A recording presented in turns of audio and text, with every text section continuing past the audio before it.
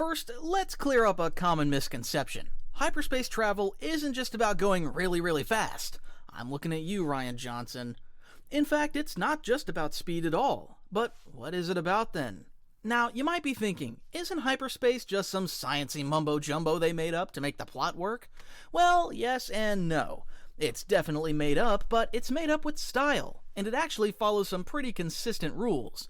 So let's break it down. In the Star Wars galaxy, hyperspace is an alternate dimension, a separate layer of reality that ships can access using hyperdrives. When a ship jumps to hyperspace, it accelerates to light speed, but at the same time, when entering hyperspace, it leaves the regular universe behind and enters this alternate dimension where the usual limitations of light speed travel don't apply. In hyperspace, ships can travel vast distances in a fraction of the time it would take in normal space, making interstellar travel possible. For context, the Star Wars galaxy spans about 100,000 light-years across, which means that even traveling at the speed of light, the fastest you can theoretically go in normal space would take, well, 100,000 years. As a more visual example, the distance between Coruscant and Tatooine is 21,104 parsec. 1 parsec is roughly 3.2 light-years. This makes the distance between Coruscant and Tatooine approximately 68,879 light-years. So, if yours truly and stickwoman Padme would hop into the Millennium Falcon and fly there at light speed without hyperspace, it will take them 688 generations of children, all living up to the age of 100, living on the Millennium Falcon and reproducing non-stop until they'd get there. With hyperspace, however, ships can cross these enormous distances in days or even hours, depending on their destination. It's like the universe's own express lane. However, traveling through hyperspace isn't like taking a straight highway from point A to point B. It's more like navigating a river with invisible currents and whirlpools. These currents in hyperspace are affected by the gravity of objects in regular space. Get too close to a planet, star, or black hole while in hyperspace, and you could get yanked back into regular space faster than you can say hyperspace tracking is impossible. Before jumping to hyperspace, the ship's navigation systems, which is usually a highly advanced navicomputer, needs to calculate a safe route through hyperspace, taking into account potential hazards like gravity wells, regions where the gravitational pull of a planet, star, or other large object is strong enough to affect travel through hyperspace. In essence, navigating hyperspace is like flying through a maze of unseen obstacles, which is why it's crucial to stick to known, established hyperspace routes. These hyperspace lanes are essentially well-mapped routes through hyperspace that have been charted over thousands of years. They offer relatively safe and efficient paths between key points in the galaxy, much like highways do on Earth. Since these routes avoid the most dangerous gravitational obstacles, they're frequently used by starships to ensure fast, predictable travel. One of the most famous hyperspace lanes is the Hydean Way, which spans a significant portion of the galaxy, connecting important planets like Coruscant and Corellia. There are many others, such as the Corellian Run and the Perlamian trade route, and each one plays a vital role in the galaxy's economy, culture, and politics. Using these hyperspace lanes, ships can travel quickly between major systems while minimizing the risks associated with uncharted regions of space. Of course, not all parts of the galaxy are well mapped. The unknown regions, a vast, largely unexplored section of the galaxy, lie beyond the outer rim. Traveling through this area is particularly dangerous because there are very few established hyperspace routes. Navigating here is tricky, with unpredictable gravitational fields and other unknown hazards that can make hyperspace travel extremely perilous. In Star Wars lore, several characters and factions have ventured into the unknown regions with varying degrees of success. Thrawn, the brilliant Grand Admiral of the Empire, hails from these parts, and the mysterious Sith Eternal had their base on Exegol, deep within the unknown regions. These areas remain largely mysterious even to the galaxy's most advanced civilizations, due to the challenges of charting safe hyperspace routes through this part of space. So, how do ships make the leap into hyperspace? That's where the Hyperdrive comes in. A hyperdrive is a special type of engine that allows a ship to transition from normal space into hyperspace. When activated, the hyperdrive generates a quantum field around the ship, effectively phasing it into the hyperspace dimension. Once in hyperspace, the ship can travel far faster than it ever could in normal space. Now, the real MVP of hyperspace travel, the Hyperdrive motivator. This little gizmo is what actually pushes your ship into hyperspace. It's like the engine's engine, if that makes sense. And like any crucial piece of technology in the Star Wars universe, it has an uncanny ability to break down at the worst possible moment. Just ask Han Solo how often he's had to make the Kessle Run to his engine room to give it a good whack. What happens when your hyperdrive fails mid-jump? Well, depending on the situation, it could be anything from an inconvenience to a catastrophic disaster. In the best case scenario, your ship drops out of hyperspace somewhere random but still within the galaxy. In the worst case, you could end up stranded in deep space, far from any known planets or trade routes, with limited options for rescue. There's also the possibility of being flung outside the galaxy entirely. Surrounding the Star Wars galaxy is a region known as the Hyperspace Disturbance, a chaotic zone filled with black holes, gravitational anomalies, and other hazards that make traveling beyond the galaxy almost impossible. If a ship is unfortunate enough to end up here, the chances of returning are slim. The Star Wars galaxy is a vast place, but one question that often comes up is why we don't see more intergalactic travel. After all, with hyperspace technology, shouldn't it be possible to explore other galaxies? Couldn't they technically even come to our galaxy and visit Earth? Would sure love to see a Star Destroyer in New York, because all good movie franchises have to be based in New York, right? I'm looking at you, Marvel and Spider-Man. But why that isn't possible is because of the Galactic Barrier, a hyperspace disturbance that surrounds the galaxy and acts as a natural obstacle to anyone trying to leave.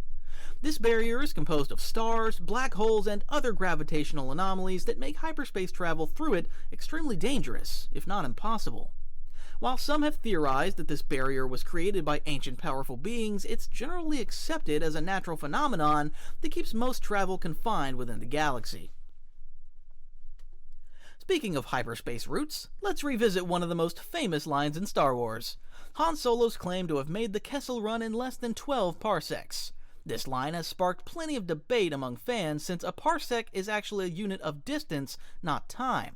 So what was Han really talking about? In Star Wars canon, the Kessle Run is a dangerous smuggling route that passes near the Maw, a cluster of black holes. The standard route around these gravitational hazards is long, but what Han was bragging about was finding a much shorter, riskier route that took him dangerously close to the Maw. By shaving off distance, Han could complete the Kessle Run faster than anyone else, making his claim a point of pride, not for the speed of his ship, but for his navigation skills. Most civilizations in the known galaxy rely on advanced technology, navicomputers, star charts, and data to navigate the complexities of hyperspace. However, certain species, mostly inhabiting the unknown regions, have developed unique organic methods for hyperspace travel, bypassing the need for traditional tools. One of the most well-known examples comes from the Chiss Ascendancy, native to the unknown regions. The Chiss use specially trained Force-sensitive children, called Skywalkers, to navigate hyperspace. These young individuals, often girls, possess the rare ability to sense hyperspace pathways through the Force. This allows them to detect gravitational anomalies and chart safe routes, making them invaluable for guiding Chiss ships through unmapped and treacherous space. However, this ability fades as they age, limiting their usefulness to a short period.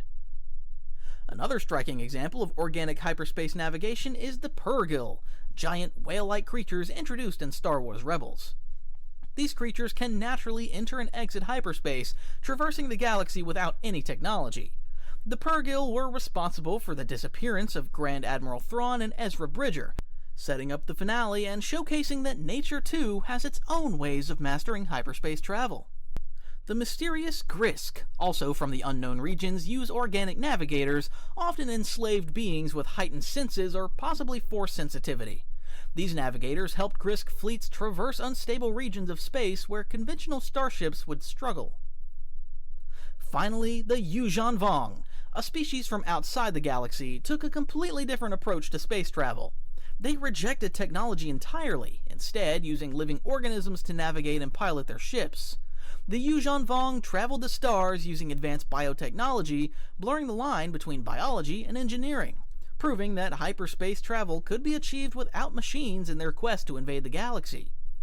These examples show that while technology dominates much of the known galaxy, organic methods of hyperspace travel, whether through the Force, natural abilities, or living biotechnology, offer alternative solutions to navigating the stars. While natural gravity wells from stars and planets are one challenge, there are also artificial ways to manipulate hyperspace travel. One such method is the use of interdictor cruisers, ships equipped with gravity well projectors. These devices create artificial gravity wells, simulating the gravitational pull of a massive object like a planet. When a ship traveling through hyperspace encounters one of these artificial gravity wells, it's forced to drop out of hyperspace prematurely. The Empire frequently used interdictor cruisers to trap and ambush rebel ships, pulling them out of hyperspace and preventing them from escaping. This technology added a layer of tactical depth to space battles, as it allowed fleets to control the movement of enemy ships, cutting off their escape routes or forcing them into a fight. The Holdover maneuver from The Last Jedi is one of the most debated scenes in Star Wars for how it breaks established lore. In the scene, Vice Admiral Holdo sacrifices herself by ramming the Raddus into Snoke's ship, the Supremacy, at hyperspeed. While the scene is undeniably visually stunning, many fans question why such a powerful tactic hadn't been used before. The truth is, it's a dumb thing that director Rian Johnson thought would look cool, disregarding everything we just talked about in this video. So the Star Wars universe had to retroactively come up with reasons why this maneuver isn't commonly used, such as claiming the impact occurred just before the ship transitioned fully into hyperspace, or that it's too risky to replicate. Also, other reasons are ship size. The Raddus is massive, and much of the damage comes from its sheer scale. Smaller ships wouldn't cause the same destruction in a hyperspace collision, making it an impractical tactic for most fleets. Resource limits. Hyperdrives are expensive, and the Resistance has always been strapped for resources. Using valuable ships as one-off missiles would be wasteful, especially when they're needed for other missions. Risk to allies. The explosion of hyper-accelerated debris is as dangerous to friendly forces as it is to the enemy, making hyperspace ramming a high-risk move that could backfire spectacularly. Tactical alternatives. Large factions like the Empire or the Republic didn't need such tactics, as they had overwhelming firepower and superweapons like the Death Star. It's easier, safer, and more reliable to use conventional methods.